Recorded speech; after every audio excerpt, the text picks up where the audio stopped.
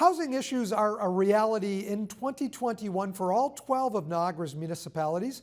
Niagara This Week, with newspapers covering all corners of the region, has run an excellent series of articles recently under the theme Out of Reach.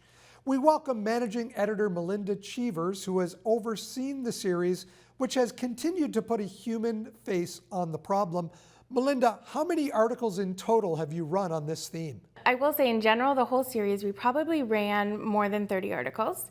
And then in our papers each week, we have something that we call our impact stories. And those are typically our front page, big news story of the week. And so we decided to dedicate for 3 consecutive weeks our impact stories in all 7 papers. So that would be 21 stories in all that focus on the people stories, like you say. So putting a human face and a human story to what the crisis or situation in housing is in Niagara. Were you surprised at some of the comments from some of these 21 stories, at some of the things that you found? Sadly, no. I feel like we've been writing about this issue for quite a while. I guess, if anything, I'm surprised that we're still writing about it and that things seem to be getting not better, but worse for a lot of people, that people have to keep sharing and telling these same stories over and over again, and nothing seems to be getting done. I will note that it is a very complex, multifaceted issue, and I think it is very hard to see progress, though. That is the problem, is that it is complex. There are so many different aspects of this. By the title, Out of Reach, really what you're focusing on there is, finding affordable housing just seems to be out of reach for people in many different age groups, in many different situations, employment situations, all across the region.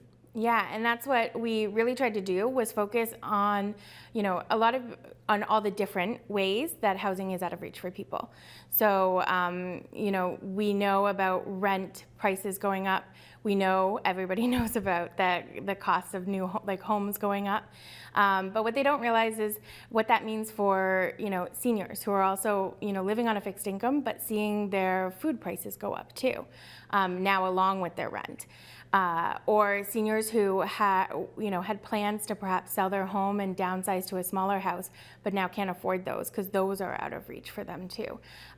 We had some stories where we focused on people that were just leaving Ontario altogether and moving out east. Quite a few families that we spoke to. Even we connected with a mover who was saying that a lot of his moves now are moving people out of province, either out east or to rural Alberta, because that's where people can afford to buy.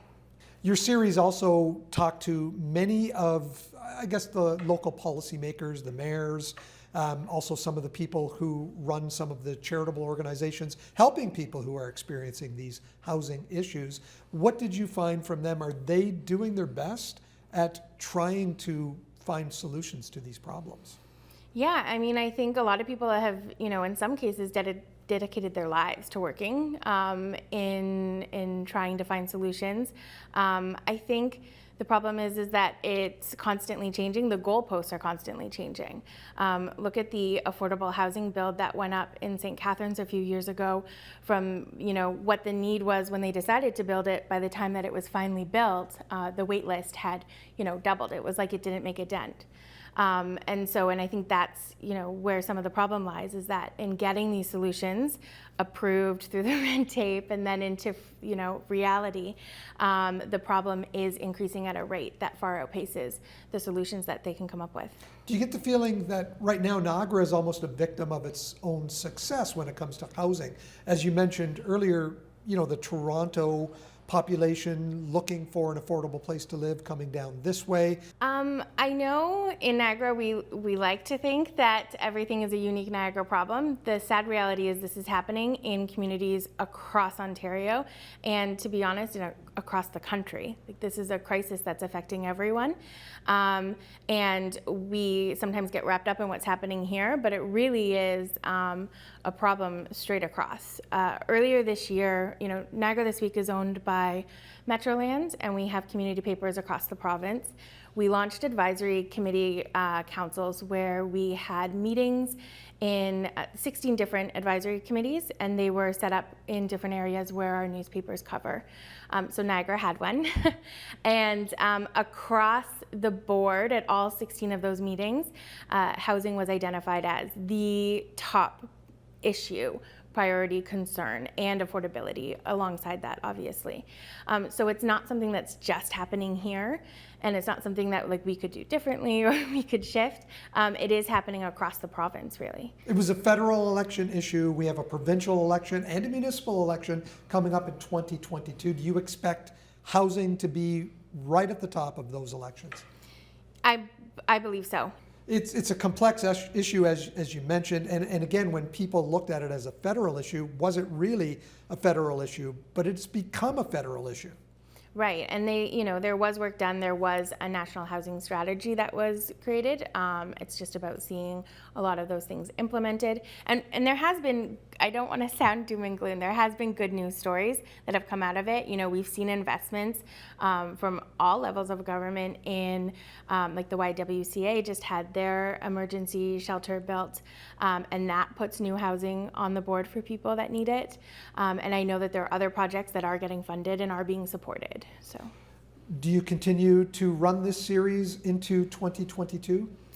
Yeah, we haven't stopped really. So the initial plan was originally we were going to run it over the month of September, and then the election got called, and so we pushed it back to October.